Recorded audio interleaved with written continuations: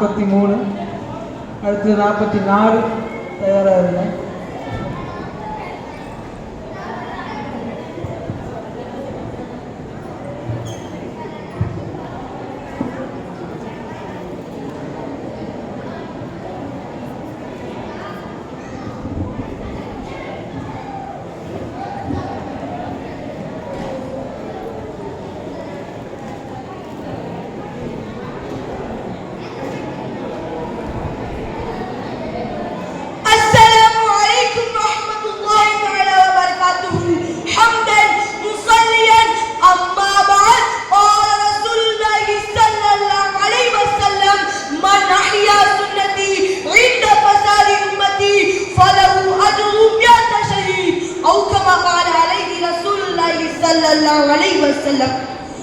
அனைத்து புகழும் அல்லாஹ் ஒருவனுக்கே உரித்தாங்க.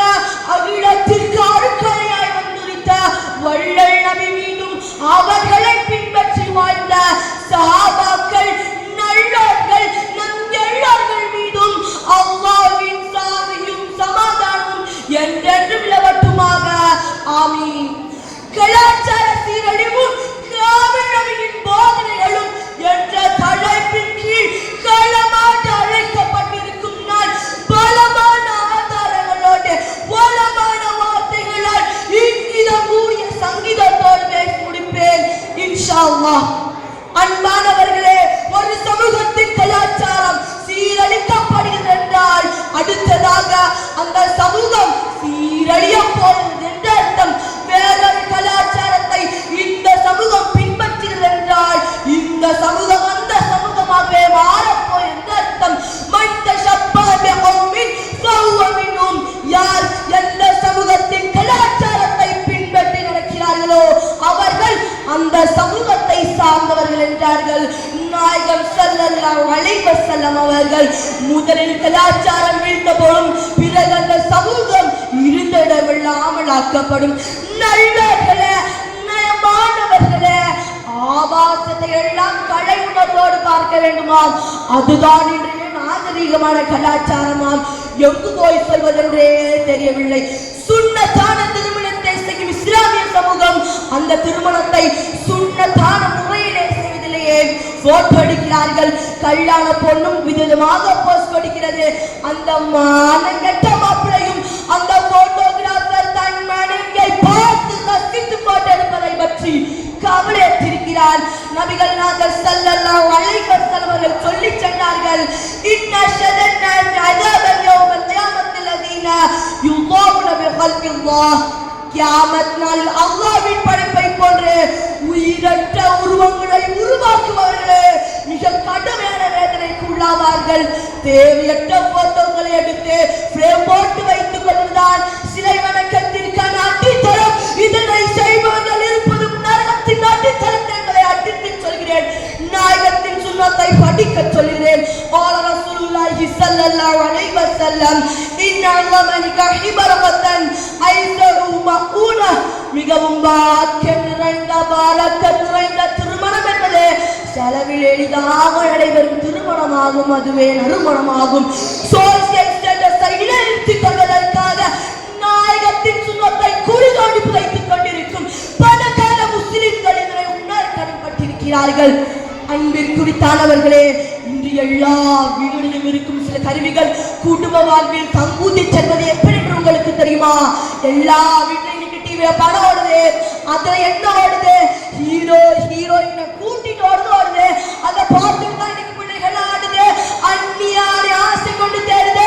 சொர்க்கத்தை விட்டு நரகத்தை நாடுது. பெற்றோர்களுக்கும் அந்த பாவம் வந்து சேருது.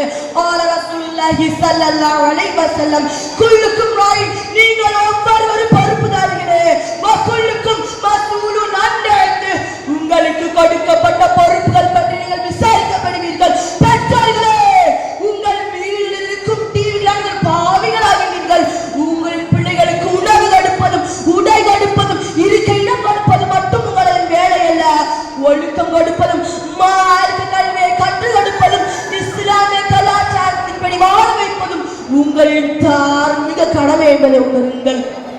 பெருமதிப்பில் குறித்தானவர்களே, நாயகம் ஸல்லல்லாஹு அலைஹி வஸல்லம் அவர்கள் சொன்னார்கள், மன் ஜல ஸௌபஹு من جعل ثوبه خيلا لم ينظر الله إليه يوم القيامة தன் ஆடையை அகபாவத்துடன் தொங்க விடுகிறவர்கள் மீது அல்லாஹ் நாளை மறுமையில் ரஹ்மத்தான பார்வை கொண்டு பார்க்கவே மாட்டான் என்றார்கள்.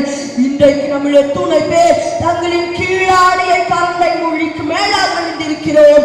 மேலும் நாயகம் ஸல்லல்லாஹு அலைஹி வஸல்லம் சொன்னார்கள், ஜுஸ்ஸு ஷவை மீசையை ஒட்ட கத்தரிங்கள், வர்ஹுல்ஹியா தாடியை வளர விடுங்கள், ஹாலிக் வல் மஜூஸ் அக்னி ஆராதனை செய்வர்களுக்கு மாறு செய்யுங்கள் என்றார்களே. இன்றைக்கு நம்முடைய துணை பேர் தங்களின் தாடிகளை ஒரு கைப்பிடியாக வைத்திருக்கிறோம். நாம் அத்துணை நபர்களும் ஒன்று சேர்க்கின்றோம் முஹம்மது நபியின் சுன்னத்துக்களை மௌத்தாக்குவதற்கு, முஹம்மது நபியின் சுன்னத்துக்கு உயிர் கொடுத்து அதை என் வாழ்க்கையை நான் எடுத்து நடந்தால் எனக்கு கிடைக்கும் பாக்கியம் என்ன தெரியுமா? மன் அஹ்யா சுன்னதி, எவர் என் ஒரு சுன்னத்தை உயிர்ப்பாரோ இந்த பசாதி உம்மத்தி, எப்படிப்பட்ட காலத்திலே மக்களின் கலாச்சாரம் எல்லாம் சீரழிந்து யஹூதி நஸாரா முஸ்லிம் காஃபிர்களின் வழிமுறைகளை தங்களின் வழிமுறைகளாக நினைத்து என்னுடைய உம்மத் வாழ்ந்து கொண்டிருக்கும் அந்த குழப்பமான காலத்திலே, அதாவது நம்முடைய இந்த காலத்திலே எவர் முஹம்மது நபியின் ஒரு சுன்னத்தை தன் வாழ்க்கையாக்கி வாழ்வாரோ ஃபலஹு அஜ்ருன் மியத்த ஷஹீத், அவருக்கு அல்லாஹ்வின் பாதையில் போர் செய்து தன் இன்னுயிரை தியாகம் செய்த 100 தியாகிகளுக்கு கிடைக்கும் நன்மையை அல்லாஹ் வழங்குவான் என்றால் இந்த ஹதீஸை நினைவு வைத்துக் கொண்டு வரக்கூடிய காலங்களில் நாம் செயல்பட கடமைப்பட்டிருக்கிறோம். பெரியோர்களே, இறுதியாக மிக ஆழமான ஒரு விஷயத்தை நான் பதிவு செய்ய விரும்புகிறேன். நம் இன்றைய டெக்னாலஜி எந்த அளவு வளர்ந்திருக்கிறது. இன்றைய ஆண்ட்ராய்டு மொபைல் வளர்ச்சியாகட்டும், AI தொழில்நுட்பமாகட்டும், இதை வளர்ப்பதில் பெரும் பங்கை யூதர்களே தங்களின் கைவசம் வைத்திருக்கிறார்கள் என்பதை நீங்கள் எல்லாம் அறிவீர்கள். யூதன் எதை கண்டுபிடித்தாலும் அதில் இந்த முஸ்லிம் சமூகத்தின் கலாச்சாரத்தை அழிப்பதற்கான, முஹம்மது ரசூலுல்லாஹ்வின் வழிகாட்டலை சிதைப்பதற்கான அத்துணை சூழ்ச்சிகளும் பின்னி அதனை உலகிற்கு கொடுப்பான். நம்முடைய கண்ணியம், நம்முடைய உயர்வு, நம்முடைய பெருமை முஹம்மது ரசூலுல்லாஹ் தான் என்பதை நம் மனதால் நாம் நம்ப வேண்டும். அவர்களின் வழிகாட்டலை பரிபூர்ணமாக நடைமுறைப்படுத்த வேண்டும்.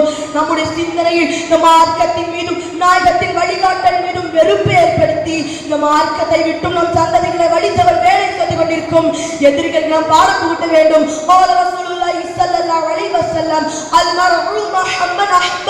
ஒரு மனிதன் இந்த உலகில் யாரை நேசிக்கின்றானோ நாளை மறுமையில் அவரோடு இருப்பான். நாயகத்தின் அன்பில் ஒன்று சேர்ந்துடுவோம், காமில் நபியின் போதனைகளில் வாழ்ந்திடுவோம், மறுமையில் அன்பு நபியின் கரம் பிடித்து சொர்க்கம் சென்றிடுவோம், சொர்க்கம் சென்றிடுவோம், சொர்க்கம் சென்றிடுவோம்.